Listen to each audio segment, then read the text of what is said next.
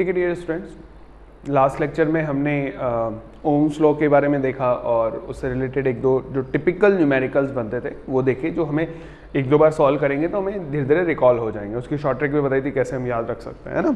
चलो, और effect of temperature वगैरह सब अपन देख चुके थे। अब मेनली जो अब चैप्टर बचा है ना वो सर्किट से रिलेटेड है। सर्किट सॉल्व करो, आंसर निकालो, और 100% कह रहा हूँ सर्किट से एक क्वेश्चन बनता ही बनता है। एक क्वेश्चन करंट के सर्किट से बनेगा तो एक कैपेसिटर के सर्किट से बनेगा, और जो कंसेप्ट यहाँ सीखेंगे वही कंसेप्ट वहाँ यूज़ आते हैं। पैरेलल के, सीरीज़ के, बैटरी कैसे यूज़ करनी है, केवीएल कैसे लगाना है, केसीएल कैसे लगाना है, ये सारे कंसेप्ट जो यहाँ सीख रहे हैं वो पूरे कंसेप्ट वहाँ रिवाइज हो जाने वाले हैं हमारे पास। ठीक है ना, कोई नई चीज़ नहीं आने वाली। बहुत कुछ एक दो पॉइंट्स आएंगे नए जो आएंगे, बाकी सारे पॉइंट्स यही सर्किट एनालिसिस के यही रहने वाले, है ना। चलो आज तो पहले मैं दो तीन चीज़ें बता देता हूँ। लास्ट लेक्चर में थोड़ा सा अपन बैटरी के बारे में बात कर रहे थे, तो बैटरी में दो तीन पॉइंट्स लिख लेते हैं अपन, है ना। अपन लास्ट लेक्चर में बैटरी के बारे में बात कर रहे थे, तो हेडिंग लिखो बेटा,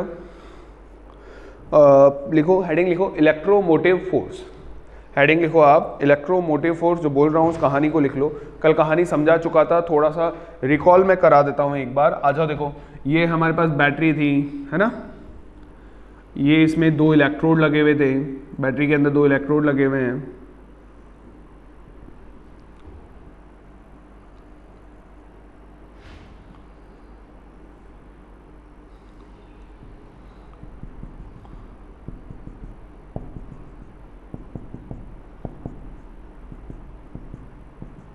है ना, बैटरी के अंदर दो इलेक्ट्रोड लगे हुए हैं अपने पास, और इसको अपन आपस में कनेक्ट कर रहे हैं। मान लेते हैं कोई एक्सटर्नल रेजिस्टेंस लगा हुआ था R। क्या सीखा था, इलेक्ट्रॉन, ये नेगेटिव टर्मिनल, ये positive terminal. Electron negative terminal से चलना स्टार्ट होगा, है ना। ये करते थे, इलेक्ट्रॉन नेगेटिव टर्मिनल से किधर चलता है बेटा, पॉजिटिव टर्मिनल की तरफ भागता है। ठीक है साहब, भाग रहा है, बहुत बढ़िया।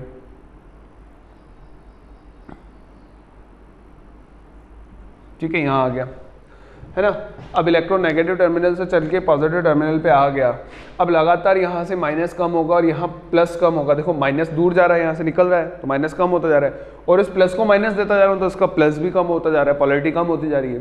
तो अगर ये कंटिन्यू कम होता रहेगा तो एक टाइम पे बैटरी बिल्कुल खत्म हो जानी है हमारे पास, है ना। बैटरी का जो पोटेंशियल, बैटरी क्या है, सोर्स ऑफ पोटेंशियल डिफरेंस। अब इसका पोटेंशियल डिफरेंस ही लगातार कम हो रहा है, चेंज हो रहा है, तो हमारे काम की क्या है। तो कुछ ना कुछ करके ये जो बैटरी थी इसको अपना नेगेटिव चार्ज, जो इलेक्ट्रॉन इसके पास आया था वो इसको सप्लाई करना था, है ना। जो इलेक्ट्रॉन इसके पास आया था वो इलेक्ट्रॉन इसको आगे सप्लाई करना था। तो इसको सप्लाई करने के लिए इसको कुछ वर्क करना पड़ता है। इस इलेक्ट्रॉन को जो सप्लाई करने के लिए वर्क करना पड़ता है, वही वर्क पर यूनिट चार्ज क्या कहलाता है हमारे पास, इलेक्ट्रोमोटिव फोर्स, है ना। Work done by battery to move a charge from positive terminal, move a electron बोल दो या यूनिट चार्ज बोल दो, from one terminal to other terminal inside the battery is known as electromotive force. ठीक है, इस इलेक्ट्रोमोटिव फोर्स में unit voltage ही रहने वाला है ना, अभी लिख देंगे, मैथमेटिकली भी लिख लेंगे इसको। अब यहाँ से यहाँ जाने में बीच में सॉल्यूशन के अंदर जो एक्स्ट्रा आयंस होंगे उससे कोलाइड करेगा, कॉलिजन की वजह से क्या जनरेट होगा, रेजिस्टेंस जनरेट होगा, वो कहलाता है इंटरनल रेजिस्टेंस, है ना। वो क्या कहलाएगा, इंटरनल रेजिस्टेंस। यानी बैटरी ने जितना काम करा उसका कुछ पार्ट किस में चला गया, कॉलिजन में चला गया, that is called internal resistance, है ना। और उसका बचा हुआ हिस्सा हमें बाहर मिल जाता है इस रेजिस्टेंस के ऊपर, है ना, दैट इज कॉल्ड पोटेंशियल या वोल्टेज। वो क्या कहलाएगा हमारे पास, वोल्टेज कहलाएगा, या टर्मिनल वोल्टेज भी कह देते हैं उससे। ठीक है ना, तो ये तीन वर्ड ध्यान रखना। तो लिखो, पहला पॉइंट लिखो इलेक्ट्रोमोटिव फोर्स। वोल्टेज आप लिख सकते हो, मैं सीधे सीधे इलेक्ट्रोमोटिव फोर्स की बात कर रहा हूँ। इलेक्ट्रोमोटिव फोर्स क्या है, पहले इस लैंग्वेज में जो मैंने बोला है उस लैंग्वेज में लिख लो। Electromotive force is work done by a battery on a unit charge, is work done by a battery on a unit charge to move it from one terminal to other terminal inside the battery, inside the battery। ये ध्यान रखना, मैं थोड़ा सा language में इसलिए ज़्यादा typical नहीं जा रहा कि लैंग्वेज कहीं काम नहीं आ रही है हमारे पास, है ना। कि भैया यहाँ से यहाँ जा रहा है तो माइनस की बात करूँगा, यहाँ से यहाँ जा रहा है तो प्लस की बात करूँगा, है ना। Inside the battery is known as electromotive force. Is known as electromotive force. इसकी बुक की लैंग्वेज भी लिख लो, और करके ऑब्लिक करके एक लैंग्वेज और लिख लो जो बुक के अंदर दे रखी होती है। EMF is used to represent, the term EMF कर दो या फिर EMF is used to represent the open circuit potential difference, is used to represent the open circuit potential difference across the device terminal, across the device terminal। ठीक है, इसके बाद अगला point लिखो बेटा, internal resistance. Internal resistance of battery. अगला point लिखो, internal resistance of battery. वो क्या हो जाएगा, देखो लिखो, resistance offered by chemical composition of battery, resistance offered by या developed by chemical composition of battery is known as, chemical composition of battery is known as internal resistance, है ना, is known as internal resistance. देखो resistance किसकी वजह से generate हो रहा था, कॉलिजन की वजह से जनरेट हो रहा था। वो कॉलिजन यहाँ पे भी हो रहे होंगे, इधर से इधर जब इलेक्ट्रॉन जा रहा होगा तो आपस में कोलाइड कर रहा होगा ना, दैट इज कॉल्ड। ठीक है, अच्छा EMF की यूनिट लिख लो, वोल्टेज रहेगा, ये भी ध्यान रखना, क्योंकि अक्सर बच्चे EMF सुन के, इलेक्ट्रोमोटिव फोर्स सुन के न्यूटन लगाता है, तो ध्यान रखना इसकी यूनिट क्या होगी, वोल्टेज होगी, लिख लेना साथ में, है ना। अब अगर किसी बैटरी को रिप्रेजेंट कैसे करा जाएगा, ये कंबाइंड एक बैटरी होती है ना, ये EMF है और ये इसका इंटरनल रेजिस्टेंस है R। ठीक है, ये EMF है और दूसरा क्या हो गया, इसका इंटरनल रेजिस्टेंस हो गया R। ये कंबाइंड एक बैटरी की तरह लिख दिया जाता है जब आपको ऐसा, ठीक है, ये कंबाइंड इस बैटरी की तरह लिख दिया जाएगा। ये तो हो जाएगा हमारे पास EMF हो गया, और ये क्या हो गया, उसका इंटरनल रेजिस्टेंस R। ठीक है, और ये AB हो गया हमारे पास टर्मिनल्स। इसमें लिख दो, for ideal battery internal resistance is 0, point करके लिख दो, for ideal battery internal resistance is 0, for ideal battery internal resistance is 0। Ideal battery के लिए इंटरनल रेजिस्टेंस हमेशा कितना होगा बेटा, 0 होगा, ध्यान रखना, क्योंकि अक्सर लिख के नहीं देता ये चीजें। ठीक है, चलो आ जाओ, नेक्स्ट पॉइंट लो, है ना, चलो आ जाओ। अब इसका पोटेंशियल डिफरेंस निकाल के देते हैं, 3 पॉइंट्स हैं जो इंपॉर्टेंट है हमारे लिए। आ जाओ, देखो क्या करना है, V की वैल्यू कैलकुलेट करके देनी है। क्या कैलकुलेट करके देना है हमें, V कैलकुलेट करके देना है इसमें। तो आओ देखो, पहला पॉइंट, अब यहाँ से छोटे छोटे से लॉजिक से बेटा जैसे जैसे क्वेश्चंस लेंगे, मतलब ये भी यहाँ से मान लो आपका सर्किट शुरू हो गया, यहाँ से मैं इक्वेशन लिखना सिखा रहा हूँ, यहाँ से अपन स्टार्ट कर रहे हैं। अब जैसे जैसे क्वेश्चंस आते जाएंगे अपन इक्वेशंस उसमें सीखते जाएंगे, इक्वेशंस कैसे लिखनी है।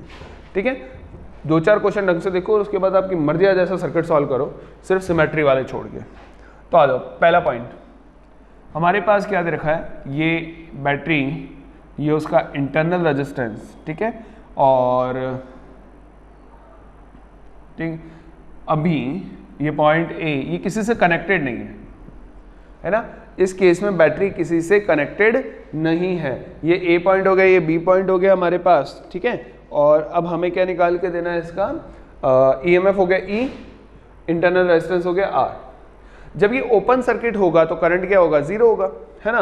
तो आ जाओ देखो इक्वेशन लिखते हैं कैसे लिखनी है, यहाँ से चलना स्टार्ट करते हैं। यहाँ पे पोटेंशियल मान लिया कितना VA, यहाँ पे पोटेंशियल कितना VA, यहाँ पे प्लस और minus. Battery is a source of potential difference, तो जब मैं पीछे की तरफ जाऊंगा तो माइनस आएगा, तो माइनस कितना E, पीछे वाला साइन क्यों यूज कर रहा हूं वो समझो। एक बात बताओ, थोड़ा समझना, देखो है ना, लॉजिक बता रहा हूं। यहां पे एक बैटरी लगाई 10 वोल्ट की, है ना, यहां पे एक बैटरी इस तरह से लगा दी 10 वोल्ट की। मैंने मान लिया कि यहां का पोटेंशियल 0 है, तो यहां का कितना बोलोगे बेटा, देखो प्लस से जो कनेक्ट हो रहा है वो कौन सा होगा, हाई पोटेंशियल, और माइनस से कनेक्ट हो रहा है वो कौन सा होगा, लो पोटेंशियल। तो यहां पर जो कनेक्शन आ रहा है ना, तो ये क्या होगा, -10, यहां पे 0, तो यहां पे -10 होना चाहिए। सोचो खुद सोचो, देखो प्लस से जो कनेक्ट होगा वो हाई पोटेंशियल, माइनस से जो कनेक्ट होगा लो पोटेंशियल, डिफरेंस 10 का ही होना चाहिए। Battery is a source of constant potential difference, 10 volt का ही पोटेंशियल डिफरेंस जनरेट होना चाहिए, तो वो जनरेट हो गया। ऐसे ही यहां आते हैं, यहां पे क्या है, ये माइनस, तो यहां पे मैंने मान लिया 0 है, तो यहां पे +10 रखना होगा क्योंकि ये हाई पोटेंशियल पर है ना। इसलिए हमेशा मैं क्या करता हूं, पीछे वाला साइन उठा लो। सबसे बढ़िया क्या है, पीछे वाला साइन उठा दो। तो ये 0, पीछे वाला साइन माइनस, तो ये 10 आ गया। ये 0, पीछे वाला साइन प्लस, ये 10 आ गया। आप इधर से चल रहे हो, यहां मान लो 10 -10, 0 आ गया। यानी इतना पोटेंशियल डिफरेंस जनरेट करना पड़ेगा। ऐसे ही यहां पे मान लिया VA था, यहां पे मान लिया VB था, तो VA चला माइनस, देखो ये हायर पोटेंशियल होगा, ये लोअर पोटेंशियल होगा, क्योंकि देखो बैटरी दिख रही है ऐसी, तो लोअर पोटेंशियल यानी माइनस करना पड़ेगा। तो आप तो लोड क्यों ले रहे हो, आप तो पीछे वाला साइन उठाओ। फिर यहां पे देखते हैं, यहां पे क्या होगा, करंट फ्लो कर रहा है, नहीं कर रहा, करंट फ्लो नहीं कर रहा है। जब करंट ही फ्लो नहीं कर रहा तो पोटेंशियल ड्रॉप क्या होगा, 0 होगा। क्यों, according to Ohm's law V equals to क्या होगा, IR। करंट होगा तो वोल्टेज ड्रॉप होगा, अगर करंट नहीं है तो रेजिस्टेंस में कोई वोल्टेज ड्रॉप नहीं होगा। तो यहां पे कोई वोल्टेज ड्रॉप नहीं है, तो कहां पहुंच गए, B पे पहुंच गए, VB आ गया। तो देखो क्या बन गया, VA minus VB equals to E बन गया। VA minus VB equals to कितना बन गया, E बन गया आपके पास। तो यही तो आप बोल रहे थे, यही तो आपने बोला था कि सर जो डेफिनेशन लिखी है अपन ने कि जब ओपन सर्किट होता है, जब कोई करंट फ्लो नहीं करेगा, उस केस में जो पोटेंशियल डिफरेंस होता है वो इक्वल होता है EMF के। बुकों में ये लैंग्वेज लिखी हुई होती है। ठीक, दूसरा केस लेते हैं। तो फर्स्ट केस हो गया व्हेन सर्किट इज ओपन, है ना। पहले वाला क्या हो गया, व्हेन सर्किट इज ओपन, है ना, सर्किट ओपन है। तो सेकंड केस क्या हो गया, when current I is supplied by the battery.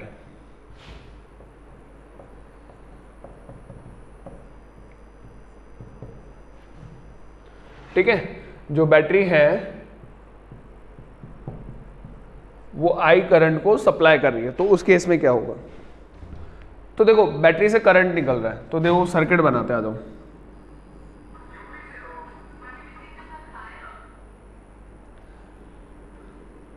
ठीक है, अब बैटरी के प्लस से करंट निकलता है, तो करंट निकल रहा होगा, कहीं घूम के वापस भी आ रहा होगा, है ना। बैटरी जितना करंट देती है उतना ही करंट वापस लेती है। सर्किट को सही करने का सबसे बढ़िया तरीका, करंट कितना दिया बैटरी ने, I, करंट लिया कितना, I, है ना। इसमें लोड मत लेना सर ये यहाँ कैसे आया, यहाँ हो सकता है ऊपर कोई दूसरा सर्किट बना हो, अपने को तो अभी सिर्फ बैटरी की बात करनी है ना।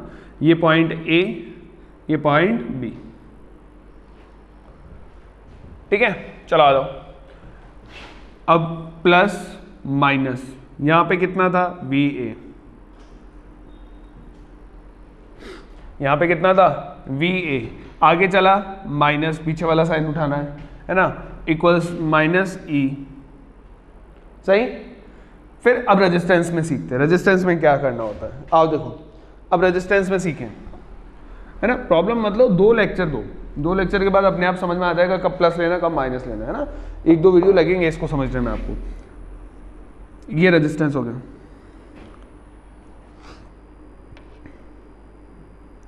अब मैंने बोला करंट इधर जा रहा है, ठीक है, करंट इधर जा रहा है।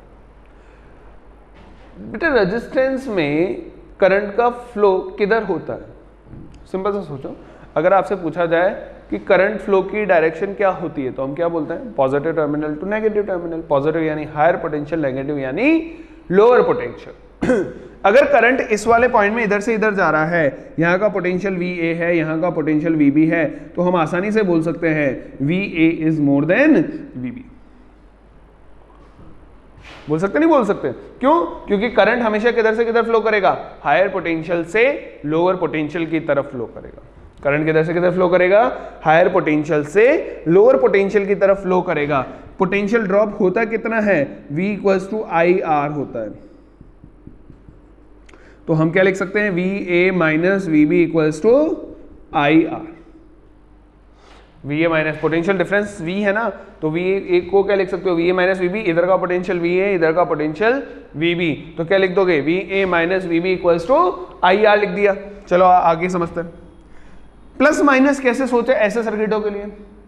तो मैंने देखा कि यार ये जिधर से करंट एंटर करता है वो हायर पोटेंशियल है, जिधर करंट बाहर निकलता है वो लोअर पोटेंशियल है, तो यहां लगा दो प्लस, यहां लगा दो माइनस। करंट जिधर सर्किट में रेजिस्टेंस में एंटर करता है वहां प्लस, और जहां बाहर निकलता है वहां माइनस, क्योंकि करंट हमेशा किधर से किधर फ्लो करता है? हायर पोटेंशियल से लोअर पोटेंशियल। ये बात पहले भी बता चुका हूं। हाई प्लस किसको शो करता है? Higher potential. ये वैल्यू को शो नहीं करेगा, ठीक है? प्लस किसको शो करता है? हायर पोटेंशियल को। माइनस किसको शो करता है? लोअर पोटेंशियल को। अब हायर पोटेंशियल से लोअर पोटेंशियल जाऊंगा तो सब्ट्रैक्शन करना होगा, लोअर पोटेंशियल से हायर पोटेंशियल आऊंगा तो एडिशन करना होगा। तो अब यहां देखते हैं, करंट इधर चल रहा था तो ये माइनस और ये प्लस, क्या बनेगा? जिधर से करंट बाहर निकलता है, इसको मत देखो, बैटरी को। बैटरी को देखने की कोई जरूरत नहीं है आपको। जब आप जिस सर्किट को देख रहे हो ना, जिस रेजिस्टेंस को देख रहे हो, सिर्फ उसको देखो। तो उसमें करंट किधर एंटर कर रहा था? उसमें करंट एंटर कर रहा था इधर से, तो ये प्लस हो गया और ये माइनस हो गया। और मैं इधर से इधर चल रहा हूं, मैंने यहां लिखा VA, फिर आया ये बैटरी आई, बैटरी का पीछे वाला साइन माइनस E, अब मैं यहां आया, अब इसका पीछे वाला साइन प्लस IR, कहां पहुंच गया? VB पहुंच गया। तो VA माइनस VB क्या आया? E माइनस IR आया। VA माइनस VB कितना आ गया? E माइनस IR आ गया। बात कर दो। अब इसको फील कर लेते हैं। पहले ये चीज सोचो कि ये करंट से कम है या ज्यादा है। पहले तो ये सोचो, मतलब सॉरी, EMF से ज्यादा है या कम है? ये जो हमने लिखा है VA minus VB equals to E minus IR, ये EMF से ज्यादा है या कम है? कम है ना? EMF था E, उसमें से कुछ माइनस हो गया तो ये कम हो गया ना। यानी इस वाले केस में potential difference equals to EMF, और इस वाले केस में potential difference VA minus VB is less than EMF। VA minus VB is less than EMF। क्यों हुआ साहब ऐसा? बिल्कुल पिछले वाला केस लो। जब बैटरी से करंट निकाला जाता है ना, बैटरी से करंट निकाला जाता तो उसको इलेक्ट्रॉन उठाकर एक जगह से दूसरी जगह रखने होते थे, और जब इलेक्ट्रॉन एक जगह से दूसरी जगह रखता था तो कुछ लॉस हो जाता था। EMF क्या था? जो बैटरी ने रियल में काम करा। वोल्टेज क्या था? जो बाहर मुझे मिला। तो बैटरी ने 10 जूल करा या 20 जूल करा, और EMF इंटरनल रेजिस्टेंस 5 जूल खा गया, तो बचा हुआ तो मुझे मिलेगा। तो हमेशा ऐसे केस में जब बैटरी डिस्चार्ज, ये कौन सा केस है? बैटरी चार्जिंग का या डिस्चार्जिंग का? इसे बोल सकते हैं discharging case of battery. Time के साथ बैटरी डिस्चार्ज हो रही है ना, बैटरी से करंट लोगे तो बैटरी डिस्चार्ज होगी ना, तो उसे डिस्चार्जिंग केस भी बोल सकते हैं।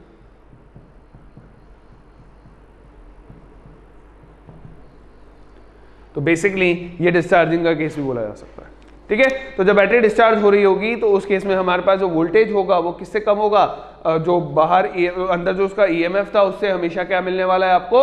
कम मिलने वाला है, ठीक है। चलो अगला पॉइंट देखते हैं। बैटरी को चार्ज अगर कर रहे हो तो, अगर हम बैटरी चार्ज करें तो क्या होगा?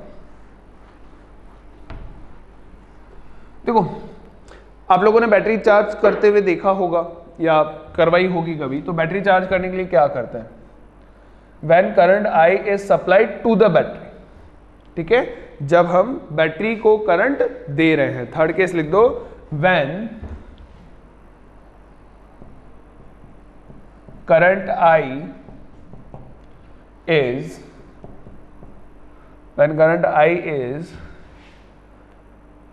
supplied to the battery।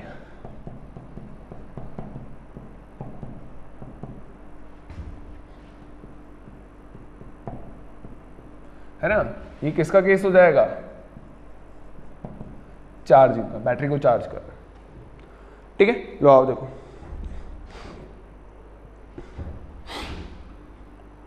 इस केस में क्या हो जाएगा,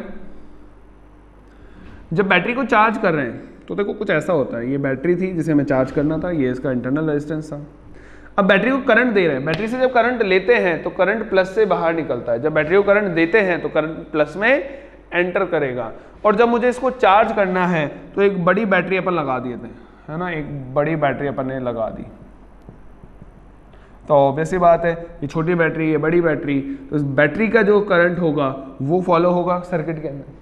तो है ना, अपन को तो फिर भी इतना ही देखना है, वो तो सिर्फ मैंने बता दिया आपको, ये VA ये VB है ना, यहाँ से करंट एंटर कर रहा है I, ये EMF ये R, प्लस माइनस, ठीक है। अब देखो यहाँ पे VA, सही है, आगे चला पीछे वाला साइन, देखो पीछे वाले साइन का लॉजिक अब क्लियर हो गया होगा, है ना, पीछे वाला साइन ही डिसाइड करता है कि बढ़ने वाला है या घटने वाला है, ठीक है। तो आ जाओ, मुझे पता है यहाँ से यहाँ जाऊँगा तो EMF कम होना चाहिए था बैटरी के अकॉर्डिंग, तो -E, सही है। फिर यहाँ से यहाँ गए तो क्या हो जाएगा, अच्छा देखो अब करंट इधर जा रहा है I, तो अब इसमें करंट जिधर से एंटर कर रहा है उधर प्लस, जिधर बाहर निकल रहा है उधर माइनस, जिधर करंट एंटर कर रहा है उधर प्लस, जिधर बाहर निकल रहा है उधर माइनस, तो -IR, क्योंकि मुझे तो पीछे वाला साइन उठाना था। तो VA माइनस VB कितना आ गया,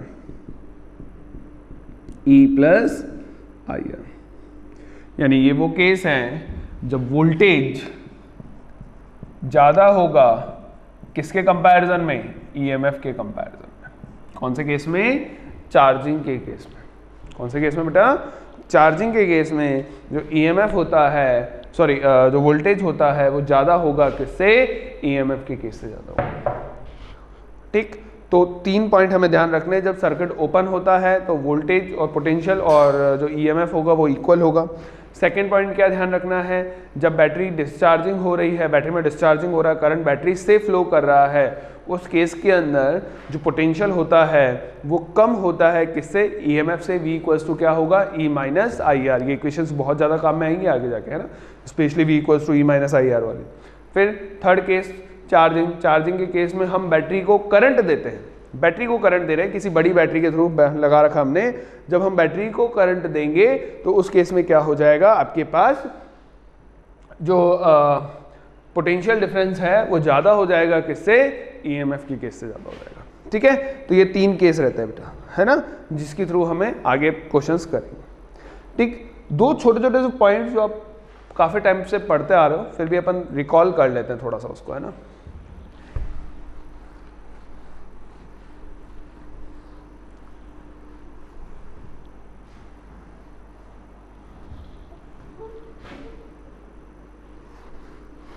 मतलब ये 9th में 10th में दोनों पॉइंट टाइम था आपके पास, बट फिर भी थोड़ा सा रिकॉल करना ही है अपने को, तो अपन रिकॉल कर लेते हैं। पॉइंट लिखो, ग्रुपिंग ऑफ रेजिस्टेंस, पॉइंट करके लिखो, ग्रुपिंग या कॉम्बिनेशन ऑफ रेजिस्टेंस, ग्रुपिंग या फिर combination of resistance.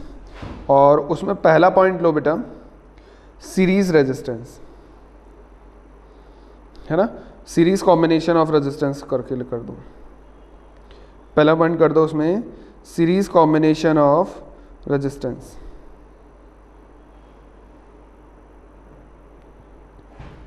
Series combination of resistance, ठीक है। देखो कॉम्बिनेशन में अपने 2 कॉम्बिनेशन पढ़े होंगे, इक्विवेलेंट रेजिस्टेंस निकालने का कंसेप्ट क्या है ना। देखो इक्विवेलेंट रेजिस्टेंस क्या है, जब हमें बहुत सारे रेजिस्टेंस दे दिए जाते हैं, बहुत सारे रेजिस्टेंस हमें एक साथ दे दिए, तो अब हमें बोलते हैं कि यार इसकी जगह एक रेजिस्टेंस लगाना है।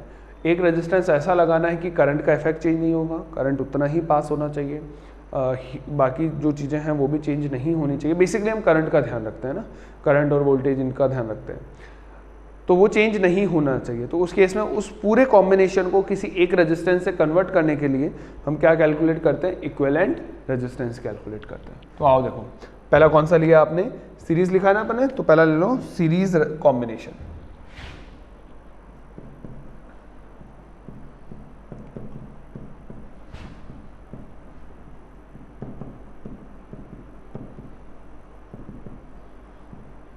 पहला क्या ले लिया अपन ने, सीरीज कॉम्बिनेशन।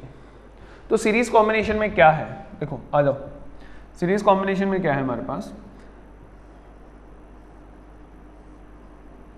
मैं डेफिनेशंस नहीं लिखाऊंगा इसके अंदर, वो आप लिख सकते हो खुद।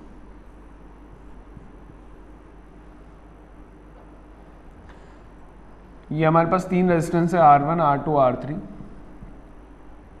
ठीक है, और ये किसी वोल्टेज से V से कनेक्टेड है, बैटरी से, प्लस माइनस करंट फ्लो कर रहा है I, ठीक सब। तो हमारे पास क्वेश्चन अराइज होता है कि ये जो करंट फ्लो कर रहा है, सब कुछ हो रहा है,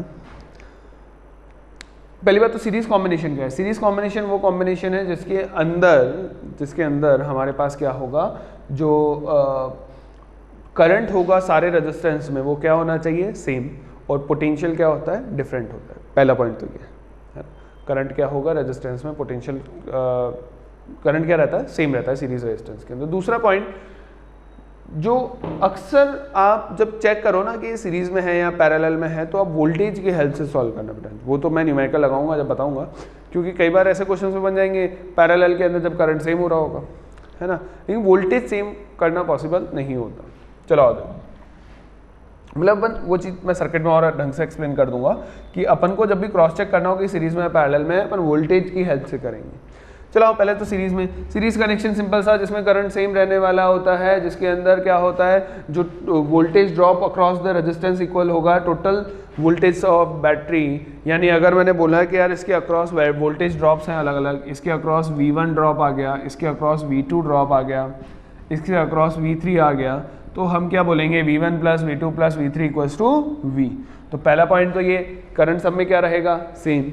दूसरा पॉइंट ये, जो वोल्टेज ड्रॉप का एडिशन होगा वो किसके इक्वल होगा, total voltage provided by battery होगा। तीसरा पॉइंट, थर्ड पॉइंट क्या है कि इसमें कनेक्शन को जिस तरह से रहता है कि पहले का एंड दूसरे का स्टार्ट होना चाहिए, है ना। सीरीज कनेक्शन के अंदर पहले का एंड दूसरे का क्या होता है, स्टार्ट होता है, ठीक है। ये कहानी आप 9-10 में पढ़ चुके हो, तो उसके बारे में ज़्यादा डिस्कशन नहीं ले रहे, लिख लेना जो मैंने बोला उसे। अब ऐसे इसको क्या करना है, एक रेजिस्टेंस से बदलना है। वो एक रेजिस्टेंस क्या कहलाता है आपका, इक्विवेलेंट रेजिस्टेंस कहलाएगा। वो एक रेजिस्टेंस क्या कहलाएगा आपका, इक्विवेलेंट रेजिस्टेंस कहलाएगा। ना तो पोटेंशियल बैटरी बदलेगी और ना ही करंट बदलना चाहिए, ठीक है। जब ना ही बैटरी बदलेगी और ना ही करंट बदलना चाहिए, इस चीज़ का आप ध्यान रखना। चलो आ जाओ, अब इधर से देखते हैं। अगर अपन ने ये बात करी कि यहाँ पे V1, V2, V3 मिलके किसके इक्वल होगा, V के इक्वल होगा, तो V इक्वल्स टू क्या हो जाएगा, V1 plus V2 plus V3 हो जाएगा। V को मैं इसकी हेल्प से लिख सकता हूँ क्या, इस बैटरी के अक्रॉस पोटेंशियल ड्रॉप कितना होगा, इस रेजिस्टेंस के अक्रॉस पोटेंशियल ड्रॉप कितना होगा, V होगा ना। क्यों, क्योंकि मान लो यहाँ पे 0 है तो यहाँ पे भी 0 रहेगा। मैंने बताया था कनेक्टिंग वायर्स होते हैं और कनेक्टिंग वायर के अंदर पोटेंशियल ड्रॉप नहीं होता है। अगर वहां 0 तो बेटा यहाँ V बोलोगे ना, बैटरी का पोटेंशियल डिफरेंस कितना है, V है। अगर वहां 0 तो यहाँ V होगा, अगर यहाँ 0 लोगे तो वहां माइनस V होगा। अगर यहाँ पे V तो यहाँ पे भी V, तो इसके अक्रॉस पोटेंशियल कितना चेंज हुआ, इधर V था इधर 0 हो गया, तो V होगा, होगा नहीं होगा। तो V को क्या लिखा जा सकता है, उस वाले हेल्प से, V इक्वल्स टू IR, तो IR इक्विवेलेंट। V1 इसका पोटेंशियल ड्रॉप है, इसका पोटेंशियल ड्रॉप है, करंट I था और रेजिस्टेंस था R1, तो क्या हो जाएगा, IR1 plus IR2 plus IR3, ये कैंसिल हुआ हमारे पास, तो R इक्विवेलेंट कितना आ जाएगा बेटा, R1 plus R2 plus R3। पहला पॉइंट रटा वही होगा, इक्विवेलेंट के अंदर, सीरीज के अंदर इक्विवेलेंट लिखना होता है तो क्या लिख दिया जाता है, R1 plus R2 plus R3। Next point जो इसी के अंदर है, लिखते रहना जो पॉइंट्स में बोलता जा रहा हूँ, ठीक है। नेक्स्ट पॉइंट जो इसके अंदर है, हमें ये पता होता है कि R इक्विवेलेंट सबसे बड़ा होगा, R1 से बड़ा होगा, R2 से बड़ा होगा और R3 से बड़ा होगा, क्योंकि एडिशन हो रहा है ना। तो सीरीज कनेक्शन कब यूज करा जाता है, जब हमें इक्विवेलेंट रेजिस्टेंस को बढ़ाना होता है। जब हमें इक्विवेलेंट रेजिस्टेंस को ज्यादा करना होगा तो हम क्या यूज करेंगे, सीरीज कनेक्शन यूज करेंगे, ठीक है। तो पॉइंट करके लिख लो, in series combination equivalent resistance is more than the highest resistance of the combination, ठीक है, जो हाईएस्ट रेजिस्टेंस होगा कॉम्बिनेशन उससे भी ज़्यादा होगा। सीरीज कनेक्शन कब यूज़ करा जाएगा? जब हमें इक्विवेलेंट को बढ़ाना हो तब। ठीक, चलो आ जाओ, मतलब रेजिस्टेंस बढ़ाने हैं हमें, टोटल रेजिस्टेंस को बढ़ाना है तो सीरीज कॉम्बिनेशन हम यूज़ करते हैं, है ना। सीरीज कॉम्बिनेशन के अंदर रेजिस्टेंस इंक्रीज होता है। लिखना पॉइंट को मैं फिर कह रहा हूँ, एक एक छोटे छोटे पॉइंट से, भले छोटे छोटे लगते हैं लेकिन इलेक्ट्रिकल सर्किट इन्हीं से बनने वाले हैं हमारे पास, इन्हीं चीज़ों से आसान होते चलेंगे, छोटी छोटी चीज़ें याद होगी तो। फिर अगला उठता है कि यार ये V1 V2 V3 किस तरह से निकाला जाए, ये V1 V2 V3 किस तरह से निकाला जाए। तो या V1 V2 V3 किस रेशियो के अंदर होंगे या किस तरह से होंगे, तो हमें पता है V इक्वल्स टू क्या होता है, IR होता है। तो ध्यान से सोचो, तो V1 V2 V3 जो रेशियो होगा वो R1 ratio R2 ratio R3 में होगा। क्यों होगा? कुछ सोचो। I तो सब में सेम, V इक्वल्स टू क्या होता है, IR। रेशियो बनाओगे तो V1 बाय V2 क्या बनेगा, R1 बाय R2 तो बनेगा। तो ये ना, तो जो पोटेंशियल ड्रॉप होता है वो किस फॉर्म में होगा, किसके रेशियो में होगा, R1 ratio R2 ratio R3 के फॉर्म में होगा। न्यूमेरिकल के अंदर इसको सॉल्व करेंगे आराम से कि कैसे ड्रॉप करना है, कितना करना है, कि बच्चे अटक जाते हैं इसके। ठीक है, ये आता है अपना अगला पॉइंट कि भैया जो पोटेंशियल ड्रॉप होगा वो किसके रेशियो में होगा, हमारे पास रेजिस्टेंस के रेशियो में होगा। चलें आगे सोचते हैं, है ना। इसको कैलकुलेट करना मैं न्यूमेरिकल में सिखाऊंगा कि न्यूमेरिकली इसको कैसे कैलकुलेट करा जाता है, क्योंकि कई स्टूडेंट्स को आता होगा और कईयों को नहीं आता होगा, तो अपन न्यूमेरिकल में सीखेंगे। ठीक, ये तो कौन सा कॉम्बिनेशन हुआ आपके पास, सीरीज कॉम्बिनेशन, है ना। ये कौन सा कॉम्बिनेशन हुआ, सीरीज कॉम्बिनेशन। अगला पैरेलल कॉम्बिनेशन। अगला पॉइंट लिखो बेटा, पैरेलल कॉम्बिनेशन।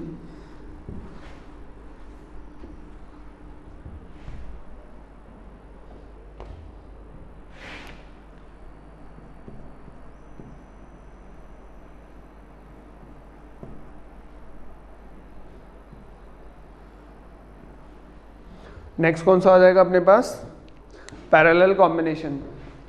पैरेलल कॉम्बिनेशन में क्या है, पैरेलल कॉम्बिनेशन में वोल्टेज क्या रहना चाहिए, सेम रहना चाहिए।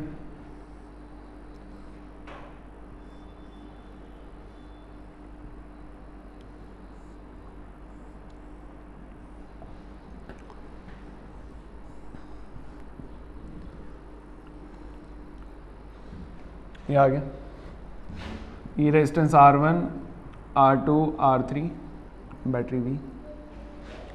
अब देखो यहाँ 0 तो यहाँ V। अब बोले सर 0 क्यों मानते हो, तेरी मर्जी, तो कुछ भी मान। 0 मानने से एक फ़ायदा होता है कि एक साइड की कैलकुलेशन खत्म मेरे लिए। भाई बैटरी सोर्स है पोटेंशियल डिफरेंस का, अब यहाँ 0 दे तो वहाँ V दे, यहाँ 1 दे तो वहाँ 1 प्लस V प्लस 1 दे, कुछ भी कर, तेरी मर्जी, है ना। बस पोटेंशियल ड्रॉप V रहना चाहिए, ये ध्यान रखना है इंपॉर्टेंट। तो यहाँ पे भी 0, यहाँ पे भी V, तो ध्यान से देखोगे बेटा यहाँ पे भी V आ रहा होगा और यहाँ पे क्या आ रहा होगा, 0 आ रहा होगा। तो सबका पोटेंशियल डिफरेंस V है।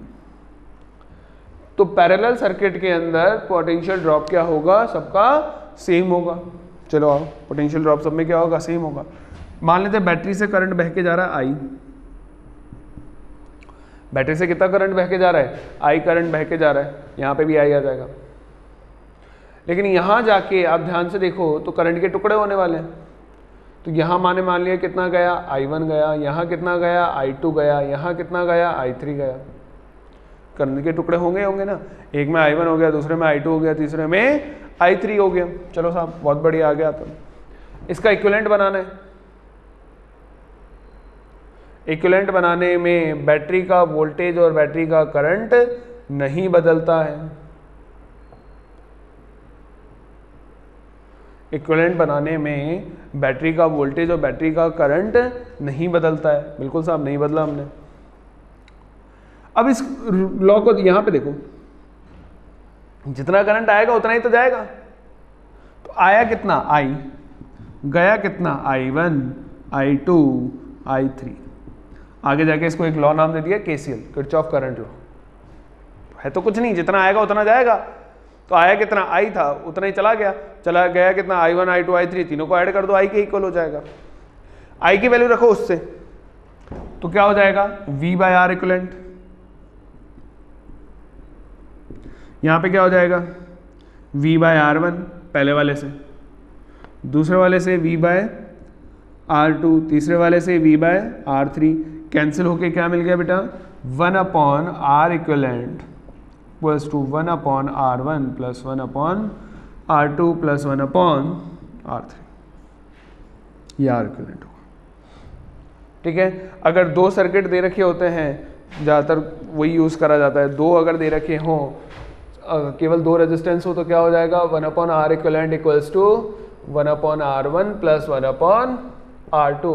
यहाँ से आर इक्विवेलेंट कितना आता है आपके पास R1 R2 upon R1 plus R2। यहाँ से आर इक्विवेलेंट कितना आ जाएगा R1 R2 upon R1 plus R2 आ जाएगा। ठीक है, नॉर्मली ये यूज़ करते हैं इसलिए अलग से कैलकुलेट करके बता दिया आपको। ठीक है ना, चलो अच्छा एक छोटा सा क्वेश्चन लेते हैं।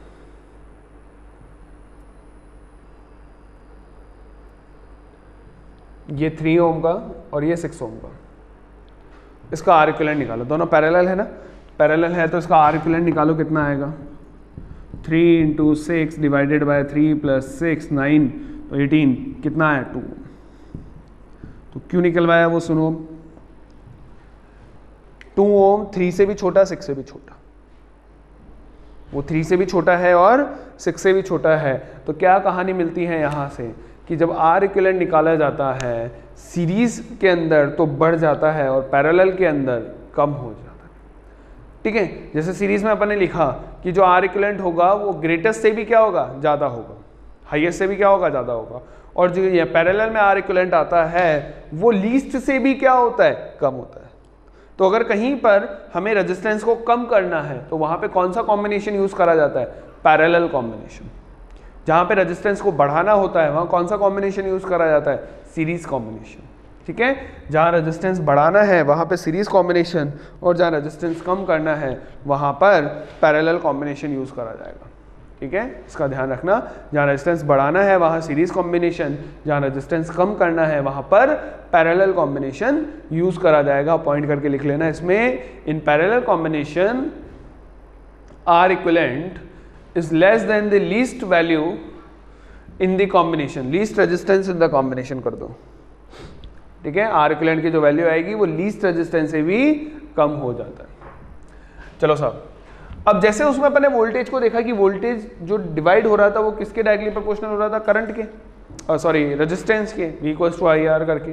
तो इसमें करंट डिवाइड हो रहा है तो करंट किसके फॉर्म में डिवाइड हो रहा है, तो I इक्वल्स टू क्या होता है V अपॉन आर। अगर हम करंट के डिवीजन की बात करें I इक्वल्स टू क्या होता है V upon R. So I is directly proportional to 1 upon R. I is directly proportional to 1 upon R. तो हम क्या बोल सकते हैं बेटा, यहाँ पे जो I1 ratio I2 ratio I3, इसको डिसाइड करने वाला कौन है रेजिस्टेंस, लेकिन इनवर्स में 1 upon R1 ratio 1 upon R2 ratio 1 upon R3। ठीक है, तो ये इनवर्स रेशियो में डिवाइड हो जाएगा 1 upon R1 ratio 1 upon R2 ratio 1 upon R3। काम खत्म, सारे क्वेश्चन बनेंगे। ठीक है, तो अब इसके ऊपर जो न्यूमेरिकल है वो अगले लेक्चर से बेसिकली सर्किट के न्यूमेरिकल है, मतलब घिसने वाले लेक्चर्स होंगे। अब मैं क्वेश्चन दूं, आप साथ के साथ घिसते रहो उसको, है ना। पहले 1-2 क्वेश्चन में ट्रिक सीखो कैसे करना है और उसके बाद घिसते रहो। जितने घिसते रहोगे क्वेश्चन उतना ही ज़्यादा फायदा है। जितना सर्किट क्लियर होता जाएगा कैसे सॉल्व करना है, इलेक्ट्रिसिटी का चैप्टर कंप्लीट होता जाएगा। ठीक है, चलो बाय।